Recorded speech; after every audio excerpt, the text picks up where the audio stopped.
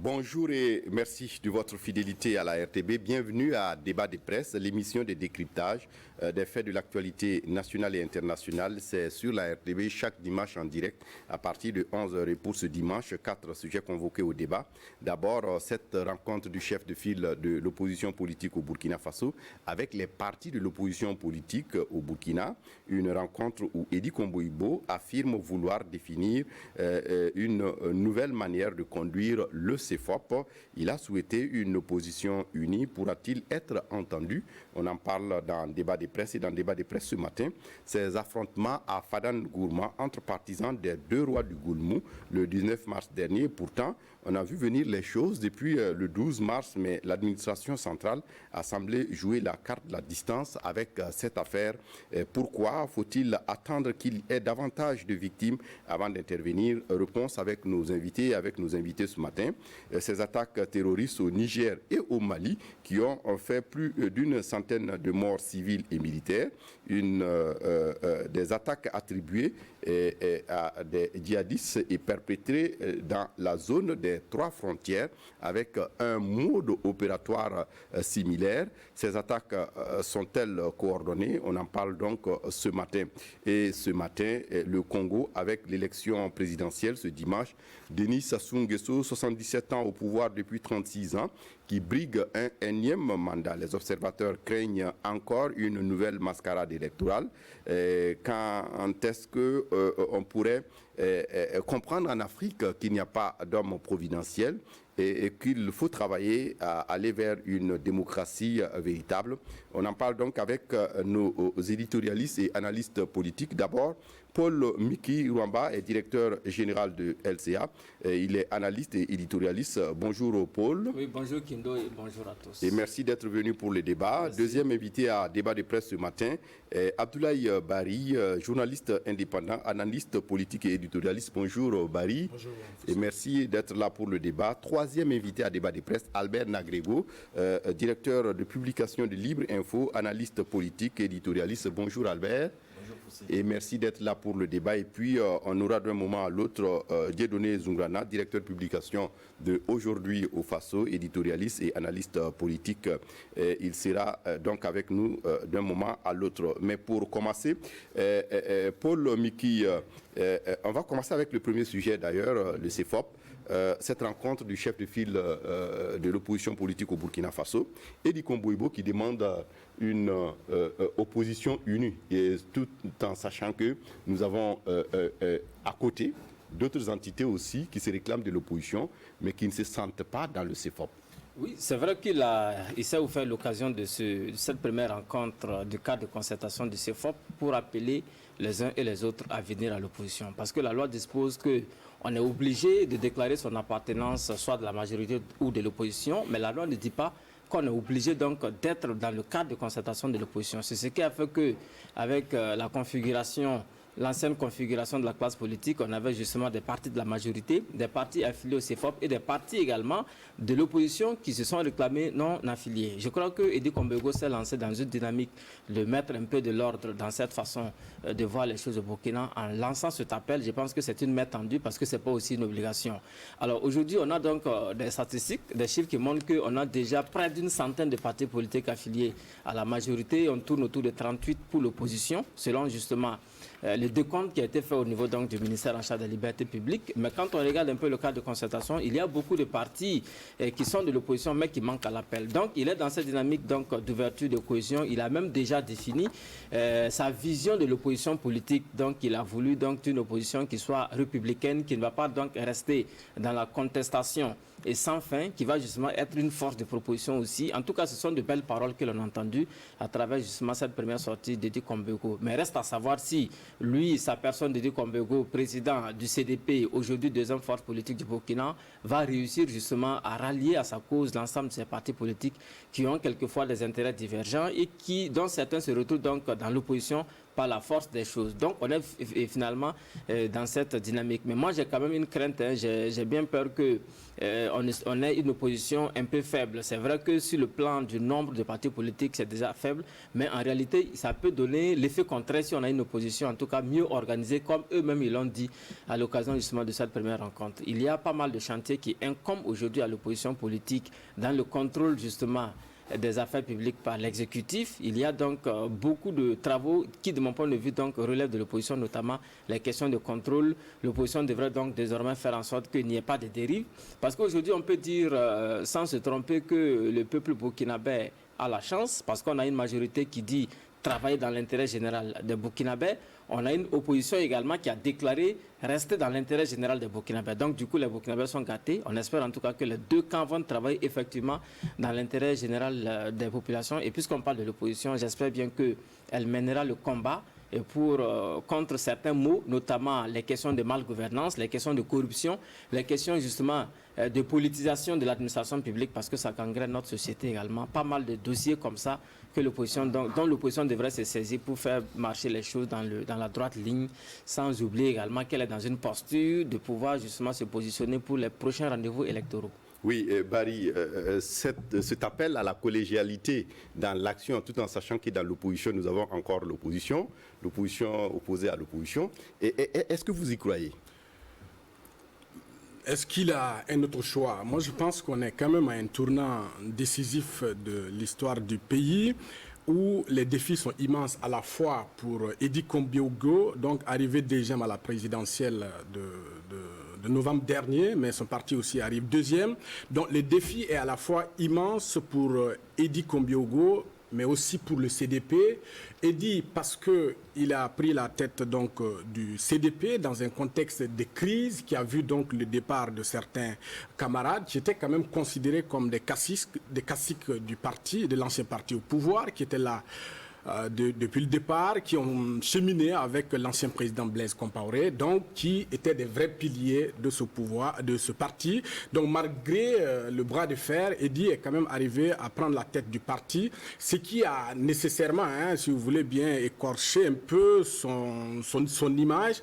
Donc aujourd'hui, on est dans un contexte où Eddy, en tant que chef de file de l'opposition, mais aussi en tant que président d'un parti, est confronté à un défi de légitimité où lui-même il doit se battre pour imposer à la fois sa légitimité à la tête du parti, mais aussi à la tête du CEFOP, parce que le CEFOP, il arrive à un moment où il succède donc à un président du CEFOP qui a peut-être bénéficié de circonstances très favorables, qui a eu une certaine aura au niveau national comme au niveau international, avec des grandes actions marquées par donc l'insurrection, qui a eu à un moment donné à fédérer l'ensemble de l'opposition pour mener un peuple à l'insurrection populaire de 2014. Donc, ce contexte n'est pas forcément un contexte favorable pour Eddy, mais c'est aussi un élément qui prouve qu'il doit se battre pour imposer sa légitimité. Il disait à nos confrères du pays que les esprits ont quand même changé depuis 5 ans. Oui, les esprits ont changé. Peut-être si on se réfère à la dernière présidentielle, quoi qu'on dise, il va falloir que l'opinion aussi s'habitue que le CDP n'est pas la vermine dont on parle, parce que c'est quand même la deuxième force politique du pays. Donc c'est là où je parlais évidemment du défi du CDP dans sa quête d'une nouvelle virginité politique, parce qu'à la sortie de l'insurrection de 2014, on avait le sentiment que le CDP était la vermine. Mais aujourd'hui, on peut le penser, ce n'est pas une réalité, parce que le peuple burkinabé a quand même accordé une certaine confiance au CDP qui arrive comme deuxième force politique du pays. Donc, sa démarche, je la trouve pertinente parce que elle intervient aussi dans un contexte où on a le sentiment que tout le monde veut aller avec la majorité. On sait qu'il y a beaucoup de partis qui ont été refoulés à la porte. Donc, Eddy se trouve aujourd'hui dans une situation où il doit se battre pour imposer sa propre légitimité à la tête du CEFOP, mais aussi faire du CDP un outil qui va reconquérir sa nouvelle virginité politique. Oui, Albert, est-ce que c'est votre avis également que quelque part, il y a de la pertinence dans cette rencontre, mais aussi cet appel à la collégialité et à l'union de l'opposition politique? Naturellement, l'appel à la collégialité, c'est la première chose à faire dans cette affaire, parce que vous êtes parti pour 5 ans, faire 5 ans ensemble. Sauf que l'opposition aujourd'hui a tous les avantages et tous les désavantages également, si on peut le dire ainsi. Parce qu'aujourd'hui, l'opposition a la chance d'avoir des hommes qui peuvent être capables de donner véritablement une opposition. Je pense par exemple à Tahirou Barry, qui, même si les résultats des élections n'ont pas été favorables, il peut être quand même un atout avec sa jeunesse et la popularité qu'il a encore à certains niveaux. Quand vous avez Ablassé Ouedraogo, c'est vrai que les élections ne lui ont pas été favorables, mais il est arrivé quand même 5e, je pense, sur 13 candidats. Il a une bonne maîtrise également des réseaux internationaux et puis il connaît aussi l'administration burkinabé de façon générale. Ça peut être aussi un atout. Cadre Désiré Ouedraogo, comment il faut le prendre? Est-ce qu'il faut démarcher Cadre Désiré Ouedraogo pour l'avoir à vos côtés ou il faut le laisser toujours dans son coin parce que les élections n'ont pas été favorables? Ça peut être un atout. Mais Gilbert Noël Ouedraogo... Est-ce que ça ne dépendra pas non plus de Cadre lui-même? Justement, voilà pourquoi j'ai dit comment il faut faire avec Cadre. Est-ce qu'il faut aller à la recherche de Cadre pour l'avoir à ses côtés ou il faut le laisser? Pourtant, on connaît déjà ce qui s'est passé entre le CDP et Cadre Désiré Ouedraogo.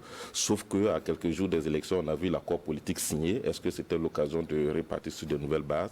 Ça reste aussi une réconciliation, un griffe à faire entre des leaders de l'opposition, si on peut le dire ainsi. Donc vous avez M. Gilbert Noël Ouedraogo qui arrive également avec 3 ou 4 députés. Et c'est d'ailleurs les 2 partis politiques à avoir des députés au niveau de l'opposition. Ça peut être une faiblesse parce que l'autre opposition, on avait Zéphirin Diabré qui avait un bon nombre de députés. On avait également Edi Komboego au CDP qui avait un bon nombre de députés. On avait la NAFA, on avait également, on va dire, Tahirou Barry qui était en quelque sorte aussi à l'Assemblée nationale. Il y en avait pas mal. Donc, ce qui constituait également une force parce que l'opposition était suffisamment représentée à l'Assemblée nationale. Aujourd'hui, ce n'est pas le cas. On a l'impression que c'est une opposition qui appartient au CDP et dans une moindre mesure à l'ADF-RDA et au CDP. Si on prend l'affaire sur ce point de vue, ça peut être compliqué pour Edi Komboego parce que il n'y a pas suffisamment de voix. Mais si Edi Komboego travaille dans la durée, les 5 ans, avec un programme bien précis, avec ce qu'on a cité comme des leaders, ça peut être des voix qui comptent. Et dans le cas des dialogues, majorité de l'opposition, ça peut être intéressant. Et très rapidement, il faut qu'il revoie cela et chercher à comprendre davantage pourquoi l'ONA a été créé. Est-ce que c'est parce que Zéphirin Diabré ne faisait pas l'unanimité ou bien c'est un choix délibéré de ne pas aller s'affiler à l'opposition? S'il arrive à trouver les causes aujourd'hui de la création de l'ONA, il faut travailler à rassembler les choses pour faire appel à l'ONA également pour travailler avec l'opposition. Mais il y a un départ qu'il a raté. Ce départ-là, je pense qu'il faut qu'il le rattrape très vite. Il aurait pu faire cette concertation avant d'aller rencontrer le président du Faso avec son équipe également. Malheureusement, il allait tout seul. Dans les coulisses, il semble que l'ADF-RDA a reçu son invitation en retard. Donc le parti a souhaité ne pas participer. D'autres acteurs de l'opposition ont dit ne pas avoir reçu de l'invitation. Donc ils sont étonnés de voir Edi Komboego seul à la présidence. Est-ce que c'est vrai? Est-ce que c'est faux? Une chose est sûre, cette rencontre devait précéder la visite du chef de l'État, l'audience du chef de l'État à Kosiam pour montrer qu'il y a une équipe qui est là désormais pour travailler et être entendue. Oui, Paul, Albert l'a dit, on a quand même des poids lourds dans l'opposition politique et on peut compter effectivement sur une opposition républicaine. Oui, il y a de la matière, de la matière grise au sein de l'opposition telle qu'elle se présente aussi. Et je crois que les personnalités citées par Albert ici, il s'agit donc de personnalités d'État, ce sont des hommes d'État et qui connaissent très bien le Burkina. Et je crois qu'ils vont peut-être mettre à profit et mettre donc leur connaissance au profit justement de l'opposition républicaine qu'ils entendent construire autour donc du chef de file de l'opposition, Edi Komboego, autour des chantiers. Mais je voudrais également ajouter que le dynamisme de l'opposition, l'activisme de l'opposition va dépendre évidemment de la façon dont le pouvoir va conduire donc les affaires courantes les 5 prochaines années après l'élection, la réélection de Roch Marc Christian Kaboré.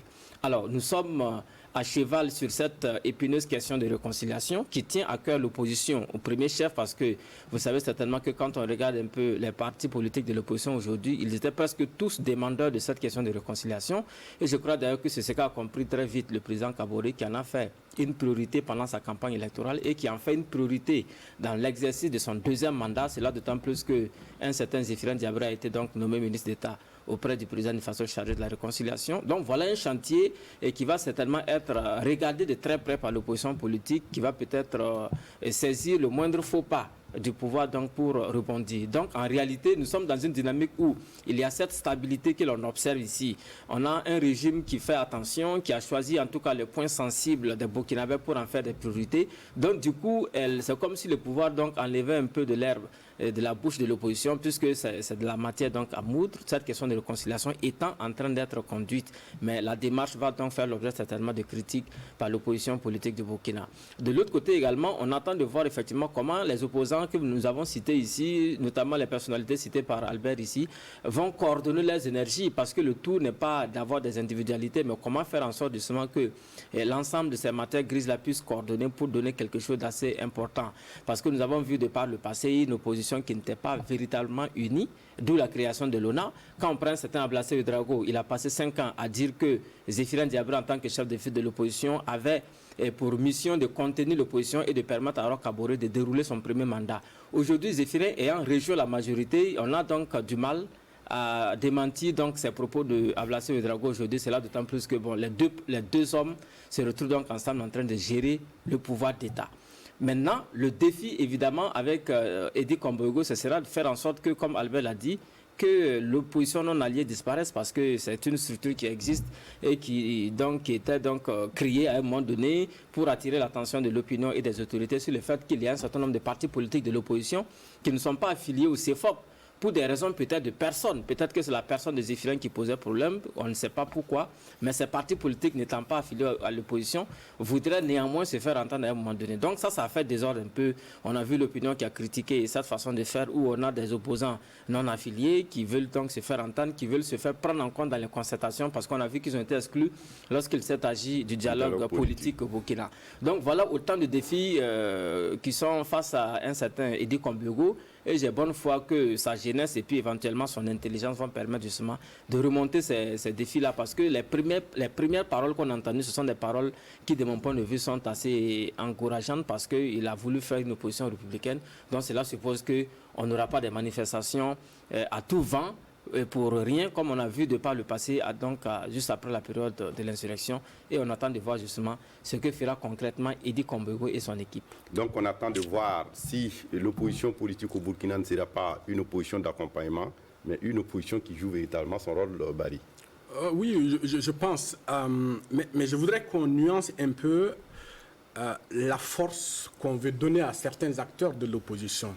Effectivement, comme les deux confrères l'ont dit, ils ont une certaine légitimité technique, mais leur légitimité politique est à revoir. Elle est à remettre en cause, parce que je ne pense pas qu'aujourd'hui, vous avez à la sortie des élections de la présidentielle, vous avez une dizaine de 5 candidats, voire 10 candidats qui n'ont peut-être pas eu au total 10% de l'électorat. Vous avez plus de 5 candidats qui ont 1%. En quoi sont-ils des grands candidats? En quoi sont-ils des grands hommes politiques dans ce pays? Mais par contre, Albert l'a dit, le confrère l'a dit, en termes de légitimité technique, oui, on ne peut pas dire que ce ne sont pas des hommes qui aient de la matière à partager, à aider à la construction d'une opposition véritablement républicaine. Mais il faut nuancer l'analyse qui consiste à dire que ce sont des grands poids politiques. Ils ne sont pas des grands poids politiques. Le vrai poids politique aujourd'hui au Burkina Faso, après les MPP, c'est le CDP. Ce n'est pas un discours de réseaux sociaux, c'est un discours qui se fonde donc, si vous voulez bien, sur un baromètre sorti donc de l'élection présidentielle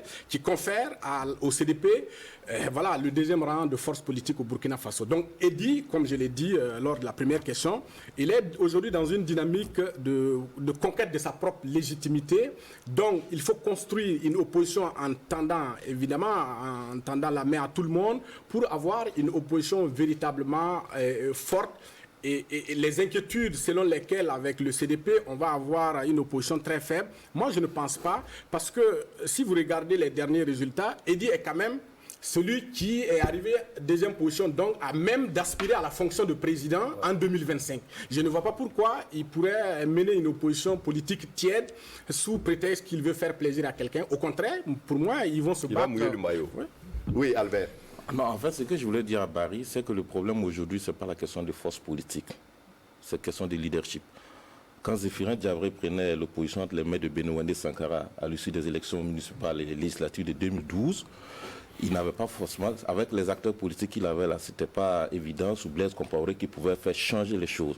Mais en 2012, quand il a pris l'opposition, après Maître Benouendé Sankara, on a senti qu'il a réussi à faire asseoir autour de lui Maître Benouendé Sankara, M. comme Ablassé Ouedraogo, et Tahirou Barry, et encore qui d'autres, Sarah Sérémé, j'en oublie, et qui n'avait pas forcément un tiers des députés à l'Assemblée nationale. Mais ils ont réussi quand même à faire cette union. On a senti pour la première fois cette unité de l'opposition burkinabé. Et les actions également menées sur le terrain faisaient l'unanimité. Donc aujourd'hui, c'est une question de leadership. Il dit qu'Omboïgo peut arriver avec 20 députés au CDP, 3 députés au niveau de l'ALDF, RDA, ça fait 23. C'est pas mal, c'est pas mauvais déjà. Mais si avec ça, il arrive à trouver le langage qu'il faut, il arrive à trouver le bon bout qu'il faut pour asseoir autour de lui, monsieur comme Ablassé Ouedraogo, Taïrou Bari, je disais Kadri Désiré Ouedraogo, il y en a d'autres encore, M. Gilbert Noël Ouedraogo, il y en a d'autres encore dans l'opposition qui sont bien intéressants. S'il arrive à trouver les moyens de faire asseoir autour de lui ces gens, et mener une opposition de réflexion, une opposition véritablement qui apporte de l'analyse, de la contradiction de façon légitime. Parce qu'aujourd'hui, Edi Komboïgo ne peut pas réussir l'opposition en comptant sur des meetings. Ce n'est pas évident. Et je ne suis pas sûr qu'il puisse avoir cette capacité de mobiliser à 2 ou 3 meetings. Si c'était le cas, Zéphirin Diabré, depuis 2015, n'a organisé qu'un seul ou deux meetings. Donc aujourd'hui, c'est de travailler à mener une véritable réflexion pour savoir dire non à des sujets ou à des questions qui seront posées par la majorité et pour savoir montrer également en quoi c'est pertinent que notre position soit attendue. Donc pour moi, pour réussir cette opposition, c'est une question de leadership. Il ne faut pas voir le nombre de députés ou le nombre de conseillers à l'Assemblée forcément. D'accord.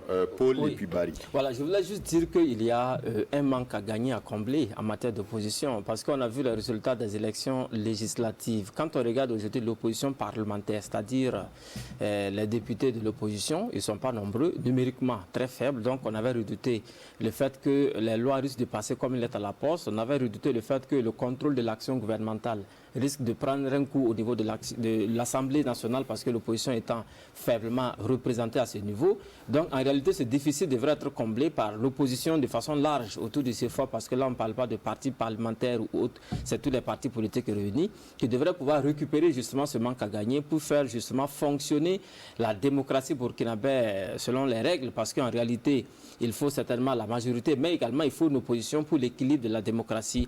Il faut effectivement que l'opposition travaille véritablement comme elle l'a promis à l'occasion de cette rencontre du cadre de concertation convoquée par Edi Komboïgo, de travailler dans l'intérêt supérieur des Burkinabés, c'est-à-dire regarder où se trouve l'intérêt supérieur des Burkinabés, mais on ne peut pas oublier également qu'il s'agit de partis politiques qui ont également des ambitions électorales bien souvent. Donc moi je crains fort que la division naisse à un moment donné, parce qu'on a vu effectivement, comme Barry l'a rappelé ici, certains partis sont allés frapper à la porte de la majorité parce qu'ils ont été refoulés, ils se sont retrouvés donc à l'opposition. Donc pour moi ce n'est pas ces gens de partis politiques ne sont pas par conviction véritable, donc ce sont des partis quelquefois qui cherchent donc la première occasion pour aller voir ailleurs. Le défi aujourd'hui pour Edi Komboïgo, c'est d'être un homme rassembleur et on attendra de voir évidemment si le nombre de partis politiques affiliés à l'opposition aujourd'hui va augmenter ou va diminuer parce que ce n'est pas un chiffre figé. On a vu sous Zéphirin Diabré le nombre a chuté à un moment donné. Certains partis politiques de l'opposition ont quitté l'opposition pour se retrouver donc dans une posture de non-aligné à un moment donné,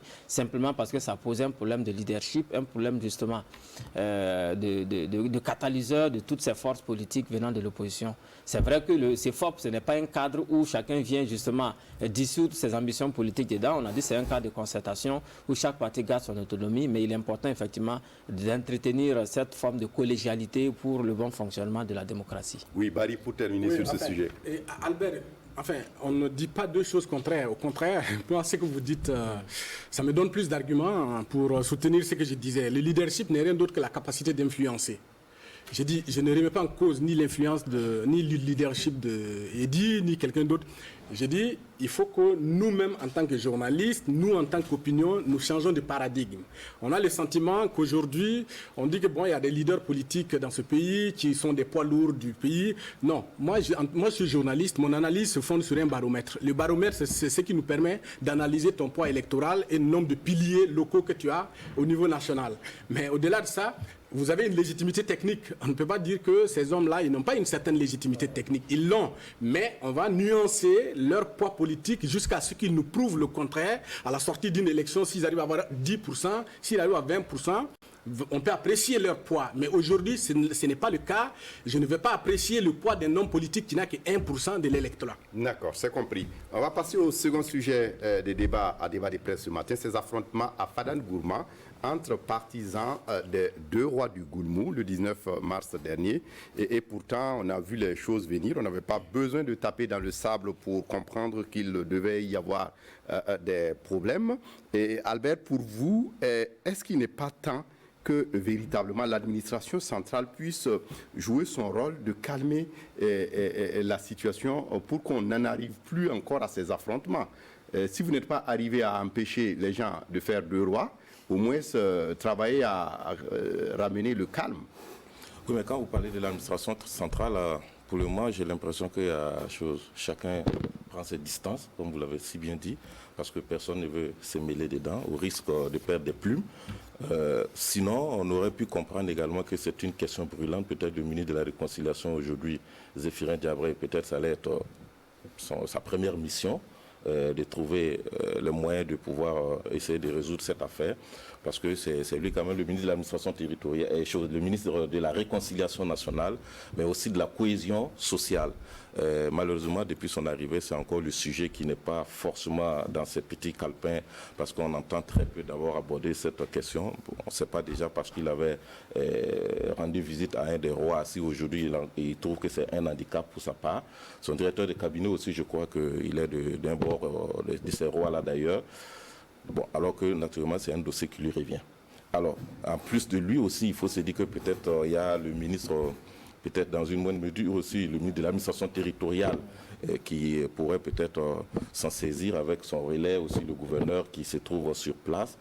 Pourquoi ça tarde à venir? Pourquoi ça n'arrive pas? On ne comprend pas.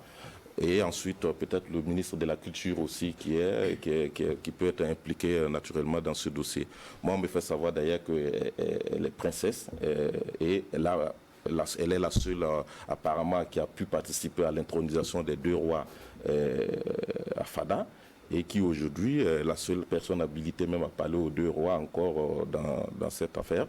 Donc c'est peut-être un atout, c'est une ressource qui pourrait être intéressante à exploiter également.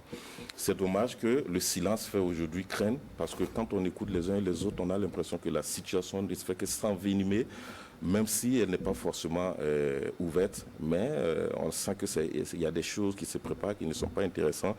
Parce que du point de vue de l'administration, il y a parfois ce blocage. L'autre qui est premier adjoint au maire et qui est toujours premier adjoint au maire qui ne cède pas sa place. Donc du coup, dans l'administration, il y a un problème.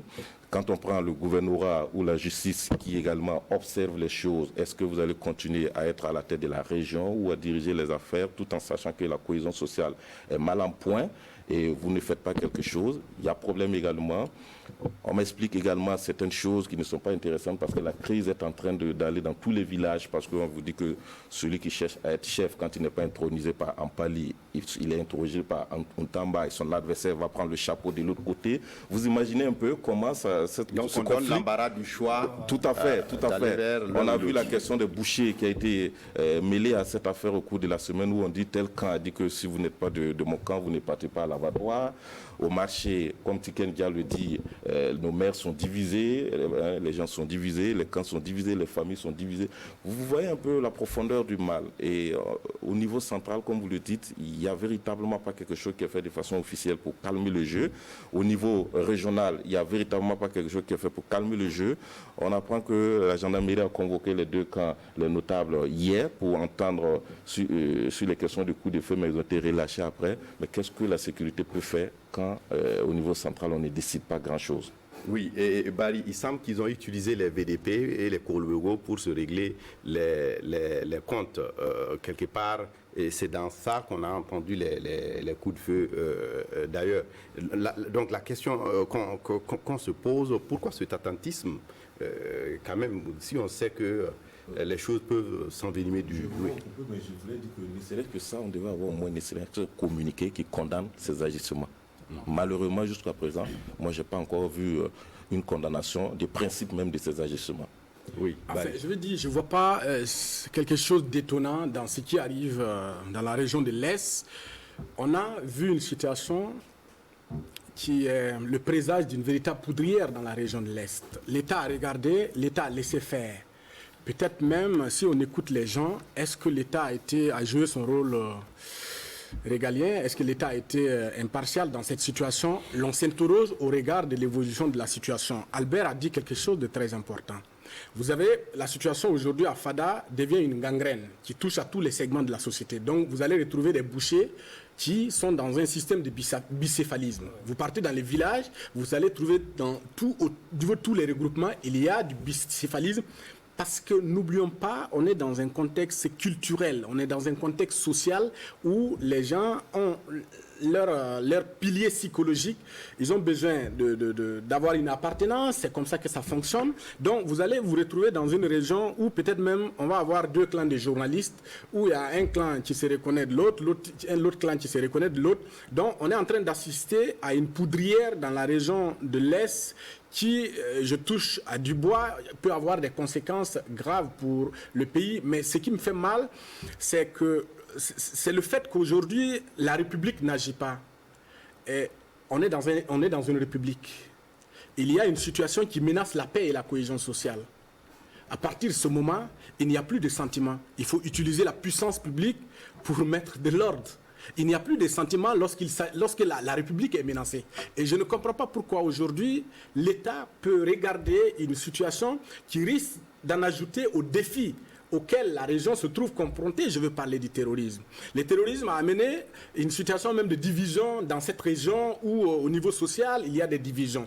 Donc, on va laisser cette situation pourrir où la division va atteindre tous les segments de la République et après, ce ne sera pas une situation gérable.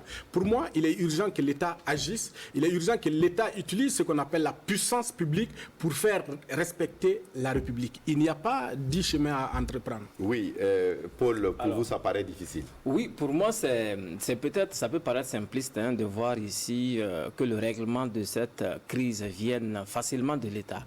Alors, tenez-vous bien qu'il s'agit là d'un conflit qui relève donc de la chefferie coutumière. Vous savez que les mécanismes de prévention des conflits traditionnels, enfin des conflits qui relèvent justement de la chefferie traditionnelle, sont également édictés par la chefferie traditionnelle elle-même. Donc du coup, on a également des mécanismes modernes de prévention et de gestion des conflits. Ici, je crois que l'État se retrouve face à un dilemme. Est-ce qu'il faut aller, parce que ce qu'on est en train de dire ici, c'est vraiment la prévention, parce qu'on est vraiment à l'étape de la prévention, comment faire en sorte qu'il n'y ait pas d'affrontement à grande échelle. Si on était à l'étape des affrontements à grande échelle, on peut tout de suite dire qu'il faut que la force publique intervienne, qu'il faut qu'il y ait des interpellations, qu'il faut qu'il y ait des jugements, qu'il faut qu'il y ait des gens qui soient déposés en prison parce qu'ils ont ouvert le feu. Mais là, à l'étape donc de la prévention, ça me paraît assez délicat parce qu'en réalité, ces mécanismes de prévention sont également inclus dans les traditions. Donc, ils ne sont pas forcément maîtrisés par l'État central qui agit sur la base d'un certain nombre de textes. Donc, ici, nous sommes dans une phase de prévention et donc de réconciliation. Comment faire en sorte que ces affrontements n'aient pas lieu? Je crois que l'État a observé, c'est vrai qu'il y a eu quelques actions, quelques tentatives, quelques médiations qui ont été donc amorcées au niveau justement du ministère en charge de l'administration, mais le ministère est resté donc bloqué sur certains mécanismes qu'il ne maîtrisait pas. Donc, c'est un dilemme. Je suis d'accord avec vous également qu'il va falloir justement, quand on constate l'échec de cette prévention par les mécanismes traditionnels, imaginer un autre mécanisme pour donc éviter les affrontements. Mais on est face à ce dilemme-là, je ne sais pas comment est-ce que ça peut se régler, mais le mal est profond et comme l'a dit Barry, notamment sur le fait qu'il y a effectivement cette société qui est donc divisée. Tout le Goulmou aujourd'hui risque d'être divisé parce que c'est un problème qui ne date pas d'aujourd'hui. Rappelez-vous que les questions d'intronisation remontent d'il y a 1 an. On avait pensé à un moment donné que c'était réglé. Les 2 chefs ont été intronisés. Après, comme ça se passait avec une certaine dose de pacifisme, les gens se sont tués. Mais aujourd'hui, on a des velléités d'affrontement qui sont assez inquiétantes. Et je crois d'ailleurs qu'il faut s'inquiéter aussi du fait que la société est divisée. Mais comment faire aujourd'hui pour prévenir ce conflit avec les mécanismes modernes qu'on a, sans risque justement d'envenimer la situation? Voilà la question que je me pose. Oui, Barry, est-ce que vous êtes également dans ce doute? Non, je suis tout à fait d'accord avec ce qu'il dit, c'est pertinent. Mais on est dans une situation où la paix et la cohésion sociale se trouvent menacées. Et surtout que nous sommes dans une région aussi... oui, bien évidemment. Ce qu'il dit, c'est pertinent. Sécuritaire. Oui, c'est pertinent. Mais moi, j'ai dit l'État est la structure supra en l'espèce, que ce soit les coutumiers, que ce soit vous, que ce soit... Voilà, je veux dire, toutes les entités du pays sont sous la tutelle de l'État en tant que structure supra. Maintenant, en termes de mécanisme, je ne dis pas que l'État doit, demain, en parlant de puissance publique, peut-être c'est abusé, je ne dis pas que l'État doit envoyer un bataillon là-bas pour arrêter des gens, non. Les initiatives dont vous parlez sont des initiatives qui existent effectivement. C'est à l'État d'être, vous voulez, la locomotive de toutes ces initiatives, quelles qu'elles soient, hein, pour apporter une réponse à un problème qui menace la paix et la cohésion sociale dans un État. Donc, pour moi, l'État doit être la locomotive, on peut faire appel aux chefs. Vous avez, chaque entité a ses chefs, on a les chefs de Ouaga, on a les chefs à Tenkodogo, on peut appeler l'ensemble. Je pense qu'ils ont une coordination qui peut agir en l'espèce, mais l'État ne peut pas regarder cette situation quand la paix est menacée. Pour moi, il doit agir. Mais juste deux questions. La première, est-ce qu'une intervention de l'État à cette étape de la crise ne serait pas prématurée? Deuxièmement, est-ce qu'aujourd'hui on a un État suffisamment neutre, comme Albert l'a rappelé, parce qu'il y a des parties prenantes de ce conflit qui relèvent justement de l'administration.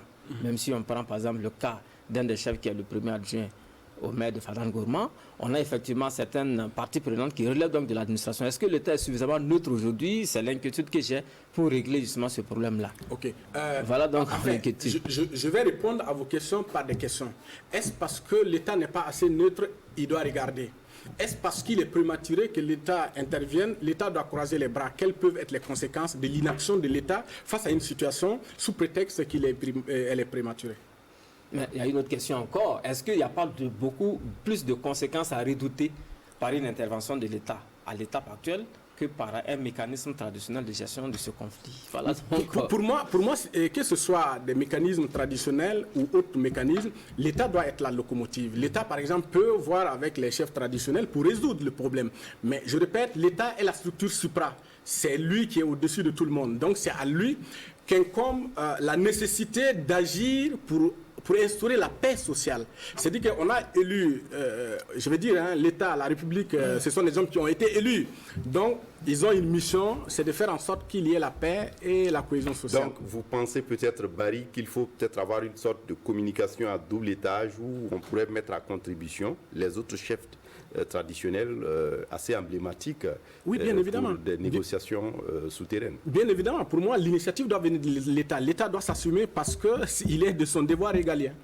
Oui, Albert. Non, en fait, moi, le problème, la solution est entre les mains du gouvernement. Que le gouvernement agisse vite, parce que si cette situation, si pareil, je touche du bois, c'est déclenche également dans une autre localité du Burkina, on aura deux situations pareilles, et puis on est là, on observe, sous prétexte que c'est sensible, il faut prendre des précautions. Non, la région de l'Est aujourd'hui, il y a beaucoup de dangers. Vous imaginez ce qui est en train de passer. On a quitté la phase de l'observation depuis mai 2020. Presque un an. On a quitté la phase d'observation aujourd'hui et on est en train de voir des acteurs qui sont en train de rentrer dans une autre phase de confrontation. Et on ne fait rien. Le risque aujourd'hui, la région de l'Est partage deux frontières, je crois, le Bénin et le Togo. Et quand vous avez cette situation encore dans une zone, avec le Niger, donc 3, vous avez une situation comme ça dans une zone frontalière. C'est-à-dire qu'il y a des choses qui vont vous échapper si vous ne faites pas très attention. Ça, c'est un premier élément. Il y a l'insécurité qui est là, mais il y a l'économie de la région également qui en pâtisse, parce qu'aujourd'hui, l'autre est membre consulaire de la Chambre de commerce au niveau régional. Et aujourd'hui, dans cette structure encore, on vous dit que la crise aussi commence à prendre, comment dirais, avoir un impact là-bas, parce qu'il y a ceux qui sont avec et il y a ceux qui sont contre. Mais au-delà de ça, du point de vue cohésion sociale, on vous a dit qu'il y a des chefs aujourd'hui, ou des villages qui ne reconnaissent pas, dont les chefs ne se reconnaissent pas à l'autre, l'autre aussi ne se reconnaissent pas à l'autre. Vous voyez comment c'est en train de prendre. Et on est là, on observe au nom de, je ne sais pas moi, de quel principe, on dit oui, c'est sensible, il ne faut pas se mettre dedans. Mais attends, finalement, ceux qui sont là-bas, qui représentent l'État, leur travail, c'est quoi? Il faut savoir faire la médiation. Il faut savoir faire les négociations. Il faut savoir concilier les protagonistes. Mais si on est là et qu'on n'a pas de mécanisme aujourd'hui pour concilier les différents acteurs, faire la médiation ou des négociations, et puis on est là, on observe que les deux trouvent solution. Au bout d'1 an, les deux n'ont pas trouvé de solution, mais la crise ne fait que prendre de l'ampleur. Il y a un problème, il faut vite agir. Et encore qu'on a la chance d'avoir un ministère aujourd'hui qui aujourd'hui doit en faire sa priorité. Peut-être que ça devait être la première visite des Zéphirin Diabré ou la première mission que le président lui aurait confiée peut-être. Ministre de la Réconciliation, ministre d'État, ministre de la Réconciliation nationale et encore ministre de la Cohésion sociale. Donc, ça ne peut pas rester comme ça. Et le président du Cameroun, lors de sa campagne, a fait l'économie de ne pas rendre visite.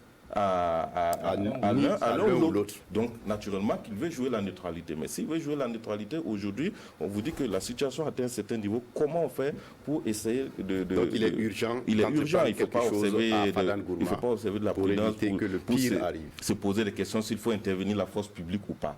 Non, je ne dis pas que la force publique, mais déjà que du côté de l'administration, on sent les choses véritablement bouger. Il ne faut pas prendre le sujet comme un sujet léger et puis on donne à des chargés de mission ou à des conseillers techniques qui réfléchissent, qui viennent nous donner un document où on n'a pas de propositions ou de pistes de sortie concrètes de l'affaire. Non, il faut mettre toutes les forces nécessaires. Et les forces nécessaires, ça sous-entend que des personnes ressources de la région, ça sous-entend également qu'au niveau national, on a des gens qui ont la capacité de dialoguer ou de causer avec ces gens-là pour comprendre, parce que si tout ça on observe, on a tous dit ici que c'est la plus grande région du Burkina avec 17% du territoire.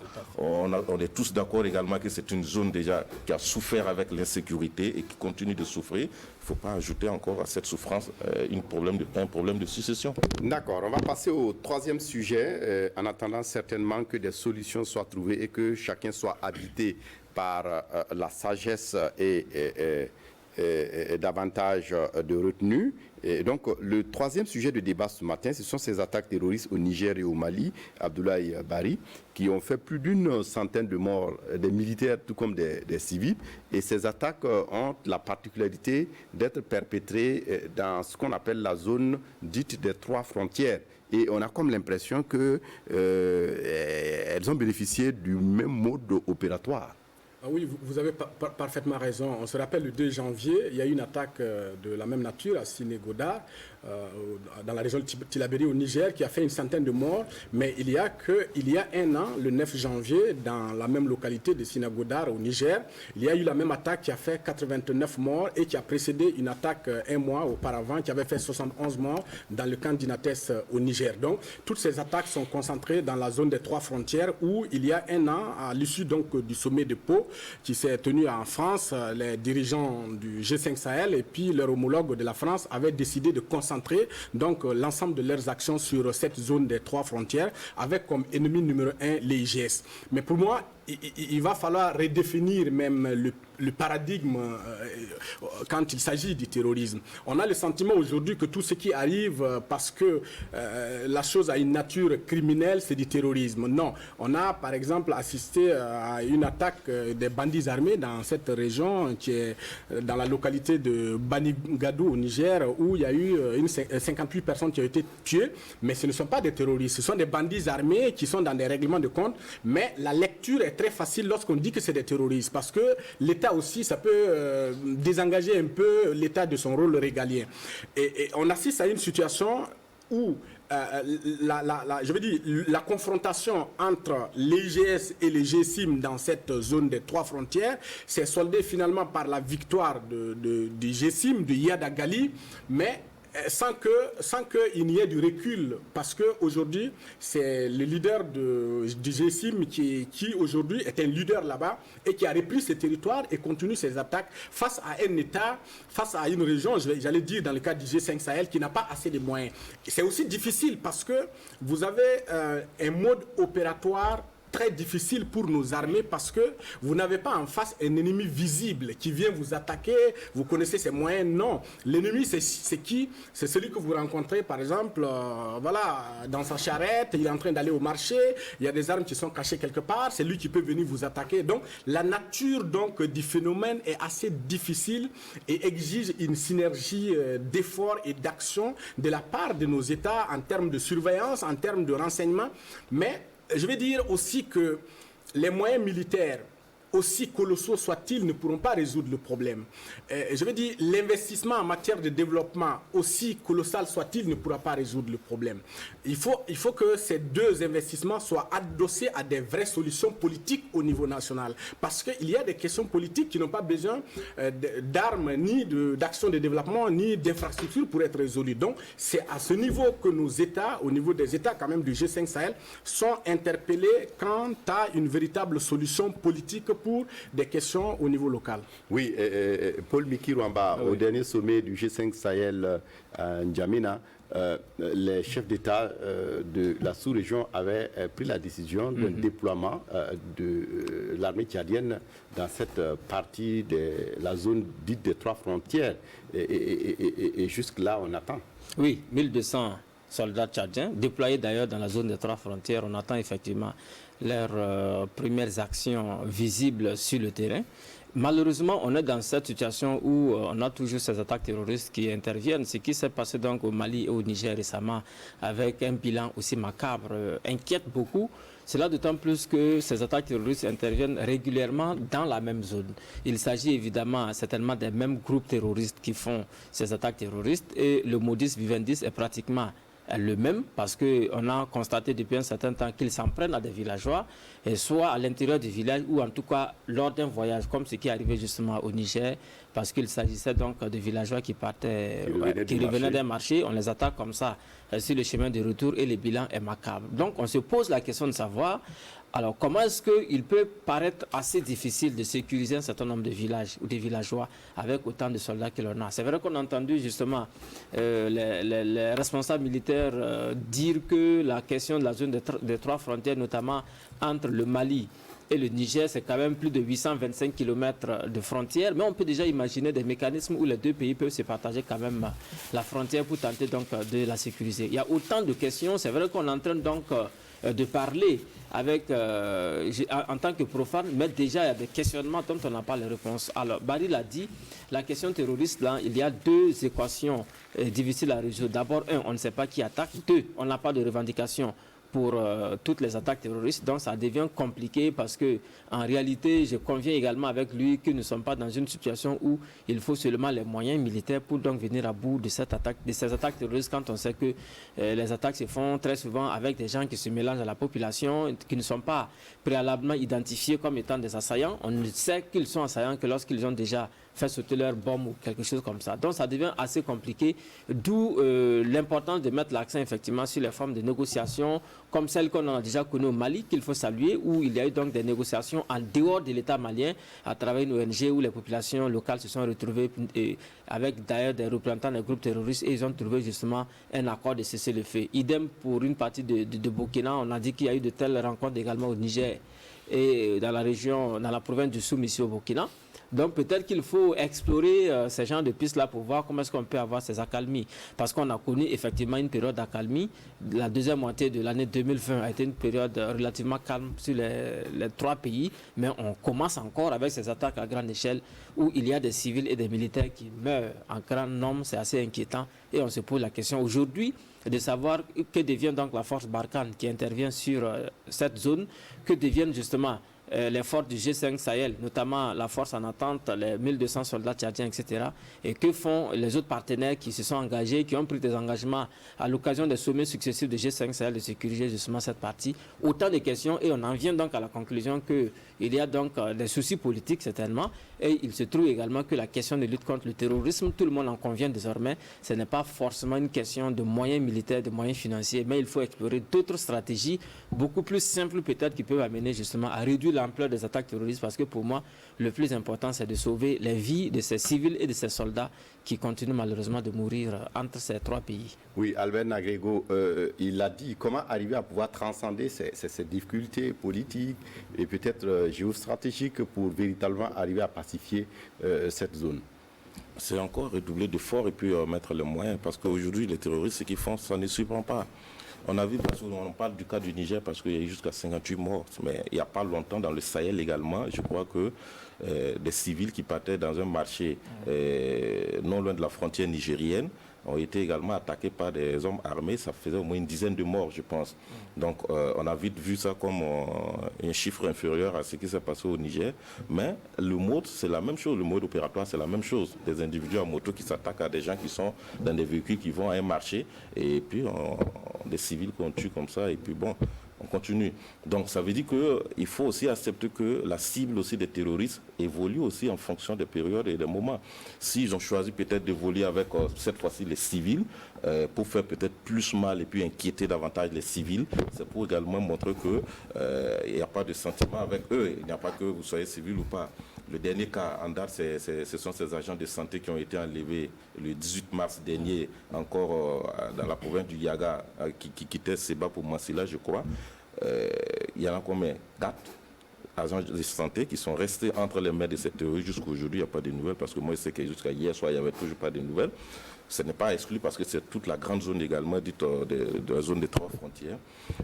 Au Mali, c'est inquiétant parce que 33 militaires. Et quand on vous dit qu'il y avait une centaine de terroristes avec des véhicules pick-up, des militaires qui partaient assurer la relève, on se pose la question, est-ce que nos armées ont encore appris la leçon?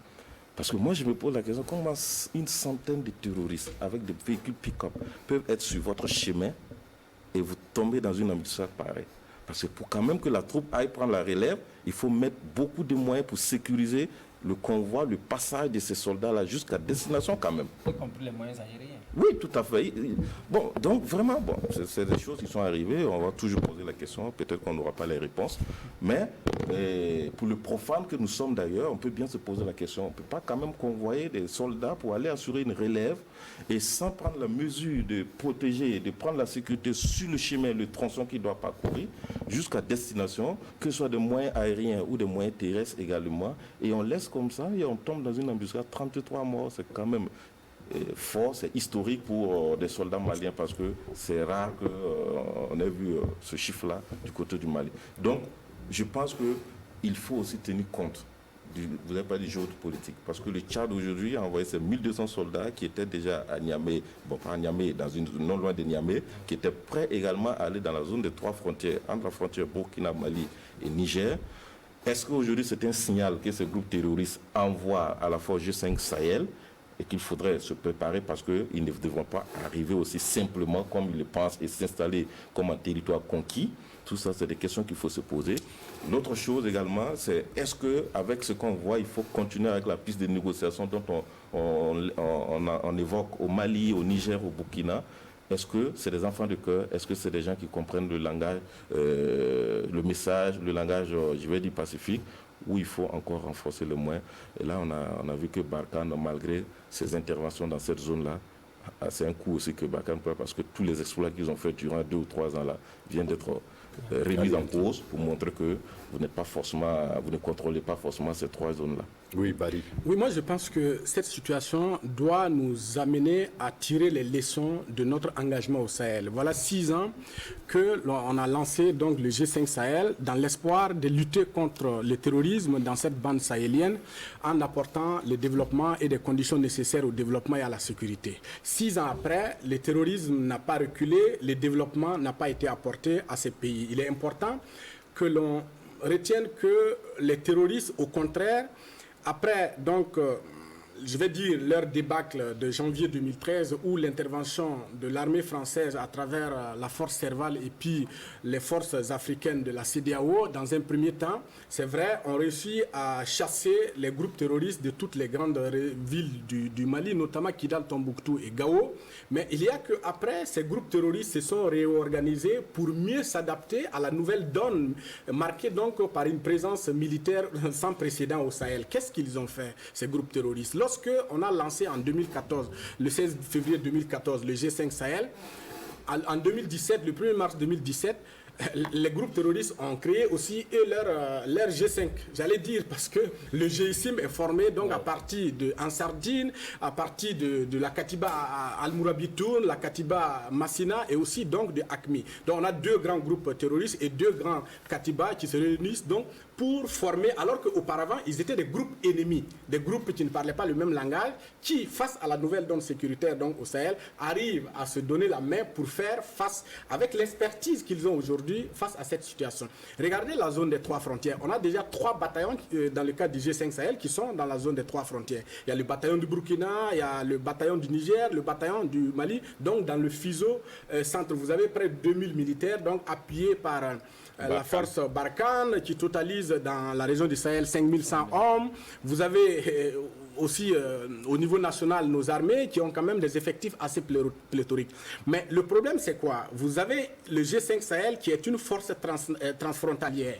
Elle est au niveau des frontières. On a des frontières qui sont très vastes. On a un espace de plus de 5000 km² parce que, à part le Burkina, tous les 4 autres pays du G5 Sahel dépassent 1 million de km². On a juste le Burkina Faso qui a 274 000 km², c'est ça? Et vous avez une longitude de près de 5000 à 4000 km². Comment on va contrôler cette situation avec des forces transfrontalières?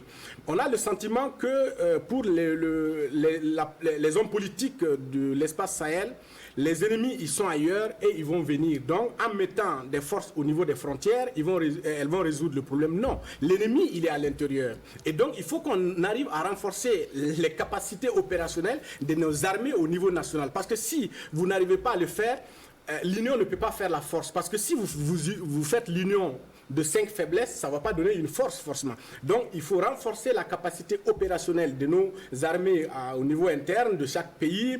Il faut renforcer les moyens techniques. Aujourd'hui, regardez la force du G5 Sahel. Même nos armées dépendent largement de Barkhane. Il a évoqué l'histoire de l'aviation tout de suite. Savez-vous que la force Barkhane n'a même pas la force du G5 Sahel n'a même pas un hélicoptère? On a 5000 hommes, il n'y a même pas un hélicoptère. Donc pour le volet aérien, il doit compter, la force du G5 Sahel doit compter sur la force Barkhane.